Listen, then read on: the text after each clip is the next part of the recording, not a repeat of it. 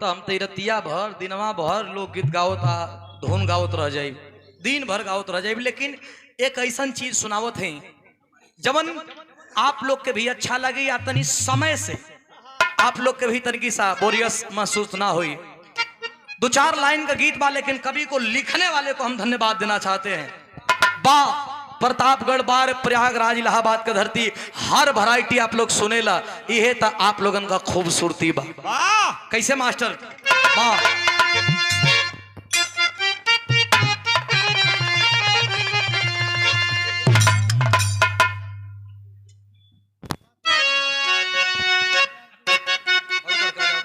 बढ़ जाएगा।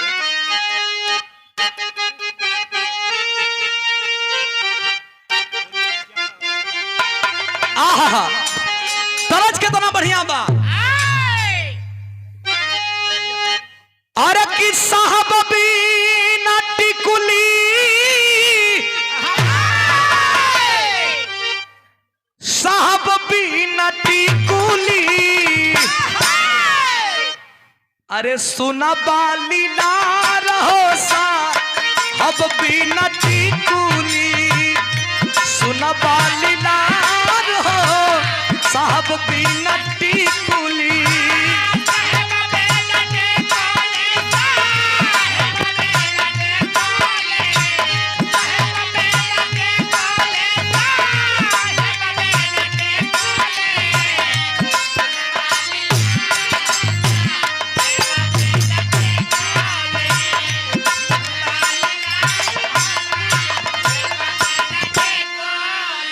लेकिन एक गवैया पलट के गावत रहलन, बजरिया से चुनरी, यही बजरिया से चुनरी ले ले आई हर राजा हो, बजरिया से चुनरी ले ले आई हर राजा हो।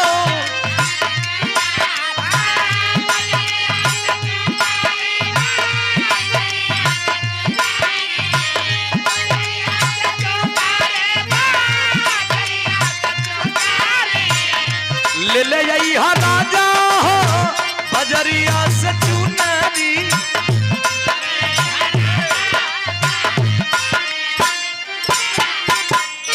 स्वर्ग एक लाइन जितने लोग आए हैं सबके जीवन में उतारने लायक के बात है।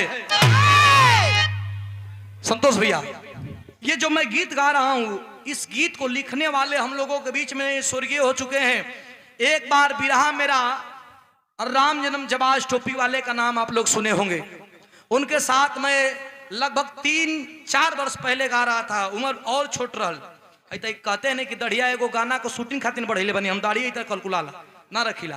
तो जब मैं गा रहा था तो उस समय स्वर्गीय वो कवि जी रहे थे, कला अगर 100-50 तो के देही तो तू हेरवा देव चाहे वो रवा देव यहन करबा, लेकिन तो के एगो ऐसा प्रसाद दे देते तो जो जीवन भर चली। हम कली आदेश उनकर लिखल गीत बा, 4 लाइन का बा, लेकिन 4 करोड़ का गीत बा।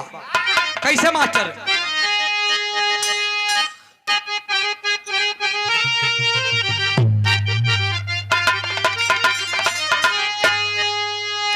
अरे की बोलिए बिकाला हो, बोलिए बिकाला, बोली यही बोलिए बिकाला। दुनिया में आदमी के बोलिए बिकाला,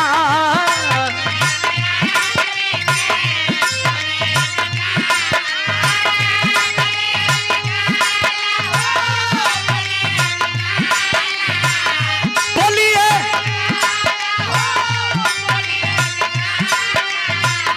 दुनिया में आदमी के बोलिए बिकाला।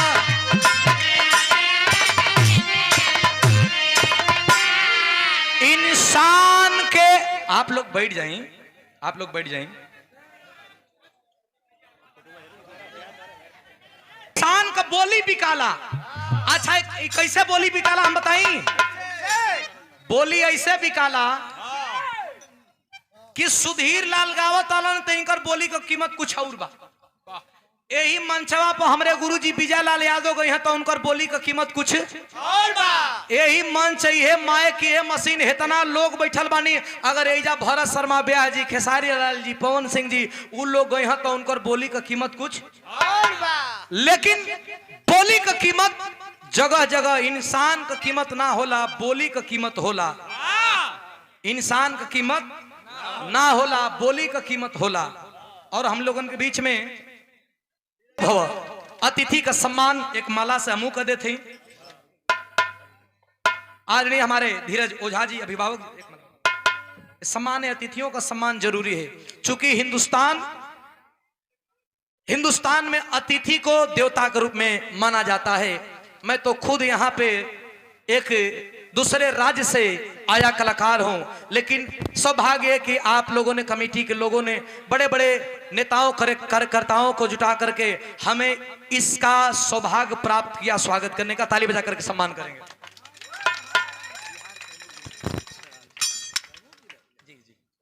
बहुत बहुत धन्यवाद आदरणीय विधायक जी, आपने अपना कीमती समय दिया, इसके लिए आपको मैं धन्यवाद देता हूं, बहुत बहुत प्रणाम भी करता हूं। कैसे मास्टर हमारे बिरहा का लाइन संकेत करत बात मैंने सुन नहीं विधायक जी, जैसे कि अरुआ बैठक तो हमने कुछ फायदे हुई, घाटा का हुई भैया। अच्छा, जब अपने छोटका का मंच पर अगर बड़कवा लोग बैठे ना तो जानता नहीं का फायदा होला। कुछ नहीं तो 2-4-10 हजार विधायक जी का सम्मान में 500 मिल जाए ना हो का भैया। हमन हो दूर से आयल बनिया, गाड़ी में तेल लागल बा, आज तो लोग नहीं देबा तो विधायक जी बात दे के पूरा कर दी है का भैया। कैसे मास्टर सुने के बाद पुन्नीलाल पाल जी के द्वारा पुरस्कार कोट कोट नाम। विधायक जी सुनिएगा, क्या इस जीवन में, इस धरातल पे इंसान का न चेहरा का कीमत है, न कपड़ा का कीमत है, न रूप का कीमत है, बोली का कीमत है, इस बाणी का कीमत है। इसीलिए मीठी बानी बोलिए मन का यापा, औरन को शीतल करे आप हूँ शीतल।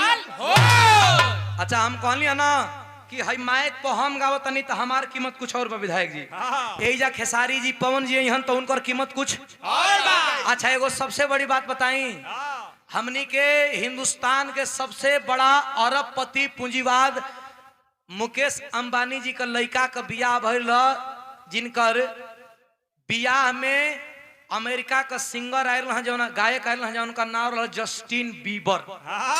देखला लोग हाफ पैंट पहन के, गंजी पहन के नाचत ए भैया। लेकिन उनकर 4 घंटा का बोलिया का कीमत 84 करोड़ रुपया रहा। ओकर दुख हमली के भोगताली जा। चुप रह, तो के नेवते ना रहा तो उनकर दुख तू का भोगबा। अरे भैया रिचार्जवा महंगा हो गइल बा। अच्छा हाँ, इहो बतिया ठीक कहला, ठीक ठीक ठीक, सही बात बोले हो, बहुत तेजा। अच्छा देखी 84 करोड़ रुपया, आई दादा यही जा।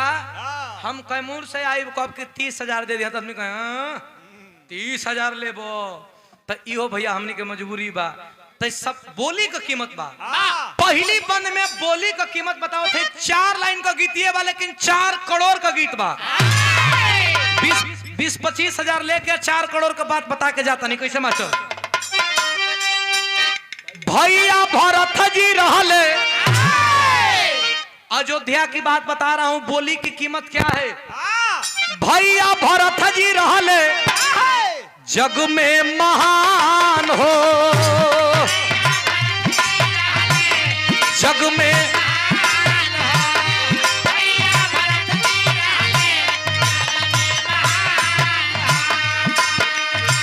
भाई कारण माई त्यागले, भाई कारण माई त्यागले, जाने ला जहान हो।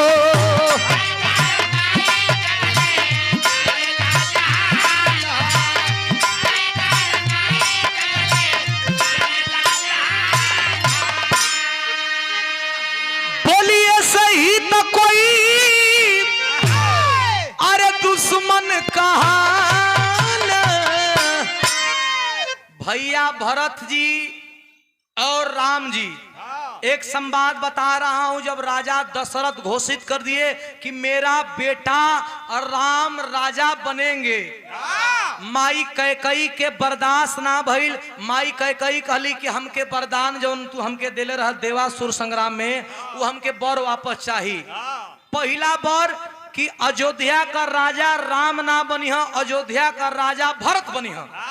दूसर का बर कि अयोध्या में राजा राम तो नहीं रही लेकिन राम के 14 बरिस के वनवास भी चाहिए। बोली की कीमत मैं बता रहा हूं मेरे मित्र मेरे दोस्त सुनने वाले सुनेंगे। अगर राम जी चाहले रहता कि हम ना जाए माई बाबू के बीच में बात बात हमार कौन लेवेला दे के बा मैं नहीं जाऊंगा वनवास, तो केहू कुछ न हथकड़ी लगैले रही न केहू जेल में भेजले रही। लेकिन राजा राम कह गए कि मेरी माँ और मेरे पिता के बीच का जबान का कीमत कैसे रहेगा। रघुकुल रीत सदा चली आई, प्राण जाई पर बचन न जाई, प्राण जाई पर बचन न जाई। मतलब जबान की कीमत रखने के लिए राजा राम वनवास को गए। पहला बोली का प्रमाण। दूसरा का प्रमाण दे रहा हूं क्या। एगो भाई रावण एगो भाई रावण एगो विभीषण मिसाल हो।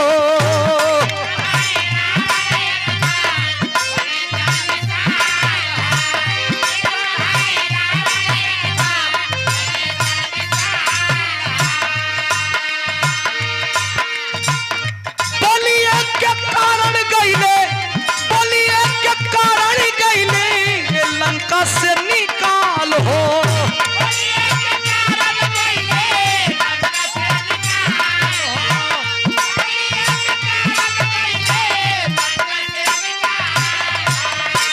और रावण का पास इतना संपत्ति देकर सोना का लंका रहल, वो अपने सगे भाई विभीषण के निकाल दलस। काहे जाना तनी बोली का चलते। अब आप लोग कहबा कि बोली में कौन दोष रहल, तो बोली में मात्र विभीषण का इतने दोष रहल।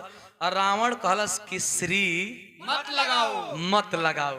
इतने दोष रहल कि जो मेरा राम दुश्मन है उसे तुम भी राम कहो, श्री कह के मत संबोधित करो। लेकिन विभीषण तो कहते थे कि श्री राम। इतने पे लात मार करके अब बोली के दोष के कारण अपने महल से बगेत दिया।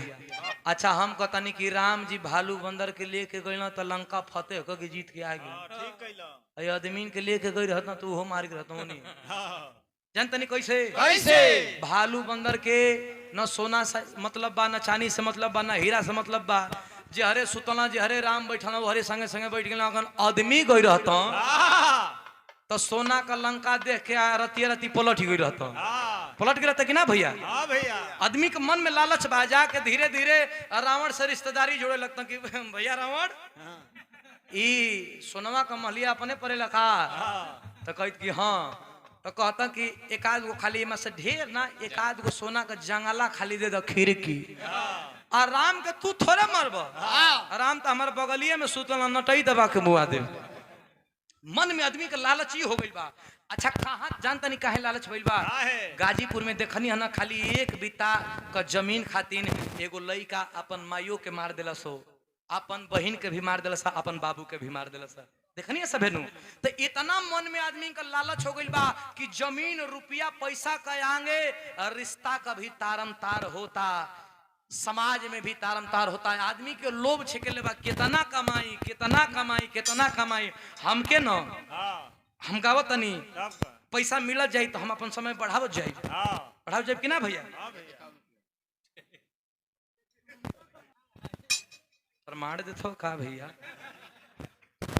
माननीय कैलाश पटेल शाहपुर से आदरणीय बाबूजी राम कैलाश पटेल जी के द्वारा पुरस्कार 51 रुपया चरणों में कोट कोट नाम दिल से धन्यवाद देता हूं।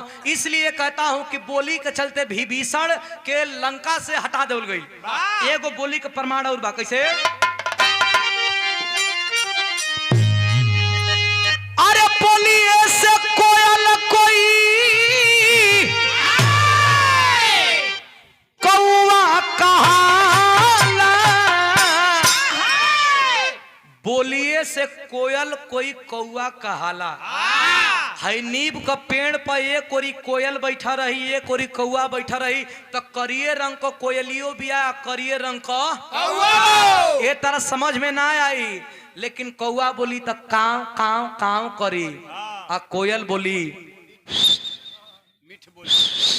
आदमी कहे कोयल तो ई रंग रूप ना मुहवे आप बोलिया बतावेला कि ई कौन कोयल है आ कौन तब मास्टर अरे बोलिए से कोयल कोई अरे कौआ कहाना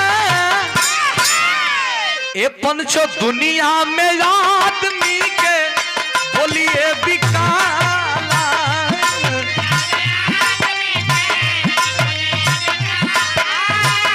बहुत अच्छे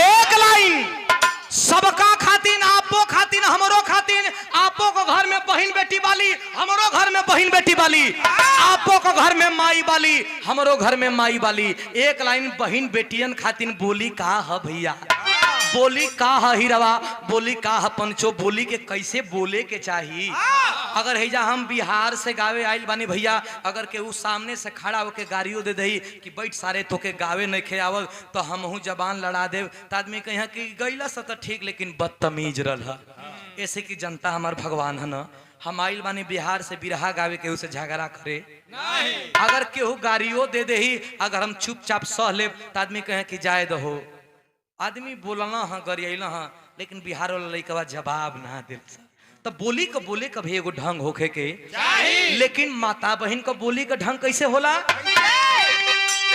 बोली हाँ बहुरिया के बोली हाँ बहुरिया बहुरिया मतलब कहीं बहुरिया कहत हैं कहीं कनिया कहत हैं कहीं दुलही कहत हैं कहीं पतोहू कहत हैं जहाँ का जैसन भाषा होत हैं मोर बाबूजी कहीं बहू कहत हैं कैसे मास्टर बोली हाँ बहुरिया के उहे ससुरा कपाहू बोली हाँ बहुरिया के ससुरा कपाहू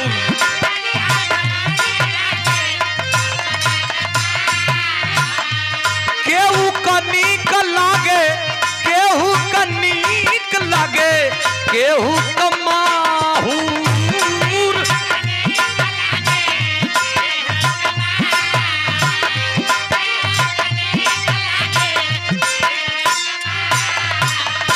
अच्छा हमारे घरवा में चाहे आपे का घरवा में 5-6 गो कनिया दुल्हन होली तो वही में केहू का भाषा कितना निक लागेला और वही में केहू का इतना बेकार लागेला कि मन करला कि बोलत या तो हम जाके मर जैती होला ना भैया 5 गो मेहरारू वाली 5 गो कनिया वाली घर में तो केहू का अगर बोले का तरीका बिहार में हमने कहीं जाइब नू तो आदमी मेहरारू कह सकी ए जी तनी कुछ खा ले ही तो 1 रोटी खाए का मन करी तो 2 रोटी खवा जाई ना मेरे कह कि ए जी कुछ खा लेती और वह ना खाइला तो हमरो मन दिल ना लागेला तो कितना बढ़िया लगता आ वही मेरा कह कि ठूसबा तो ठूस लो भैया सही की गलत मेहरारू का एगो कहे कि ए जी खा ले तो जब भूखो ना लागे तो कहब कि कितना प्यार से बोलती है एगो खा ले एगो रोटी आ ये कह कि दिन भर तो घूमत रहा ठीका पर हुर लो तो जनाई कि साला ये माहौर खियावती है कार्य मर लगलो भूख मोरी जाई बनारस ओरी बनू ता साफ करकसा बोली चलेला अरे खैला खाबा लगी कि सरवा कोनो गुनाह का क्या बोल जाता काया तब बोली बोली का अंतर होला पुरस्कार बोली का लड़ाई कोट यही बोली का लड़ाई कोट कचहरी में जाला इतिहास गवाह बा विधायक जी कब्बो पहले लाठी भाला गोली बर्छी नहीं खे चलल पहले बोली का लड़ाई होला कैसे और 2 गो लड़का बनल तो हमरो 4 गो बनल एक तरह पहले झगड़ा शुरू होला तू 5 बीघा जोते ले तो 25 बीघा के एके जगह चौक बा आदमी मना देव केस लड़ाओ तो लड़ाओ जीवन बिता देव ये आदमी का भाव होला। तिले वही में कोई लौर उठावेला कोई गोजी उठावेला कपार कान फूट जाला तो ऊ FIR दर्ज होला थाना में। आ FIR दर्ज होला थाना में तो FIR को कॉपी जाले कोर्ट में बहस करे खातिर। तो एगो वकील साहब तोहरा और से एगो वकील साहब हमारा वहाँ गोली ना चढ़ावला मुँह में से बोली से बहस करेला कहला ना भैया। आज जौन जज साहब फैसला सुनावे ना अगर फांसियों का फैसला सुने हैं तो ये गोली ना मरी हैं वो कहें कि मुजरिम को दफा इतना के तहत इतना सजा सुनाया जाता है। माने जजो साहब बोलिए से फैसला सुने हैं हर जगह तो बोलिए का लड़ाई बा बोली का लड़ाई ए हो। एक लाइन कैसे बा बोली हम मिठाई जो दी बोला बूझे प्यार से बोली हम मिठाई जो दी बोला बूझे प्यार से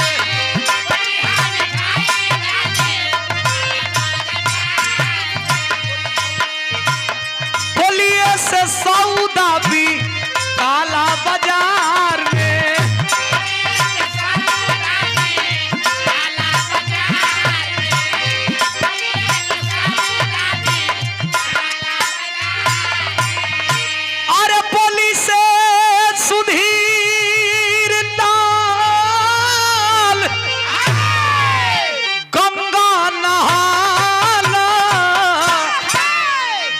से सुधीर लाल गंगा नहाला आपो लोग बोली से गंगा नहाला नहीं बोली बोला तला कि कितना बढ़िया अच्छा बात आज सोचा तला कि कुल जन विधा सुने गए बन जाए इनकर शीशा का घर मार के फोड़ कहो भैया। तो बोली से गंगा नहाला आदरणीय तनी कहे कि आप लोग बड़का हुआ क्षमा बड़न को चाहिए छोटन को आप लोग बड़कवा हुआ कैसे मास्टर बोली से सुधीर लाल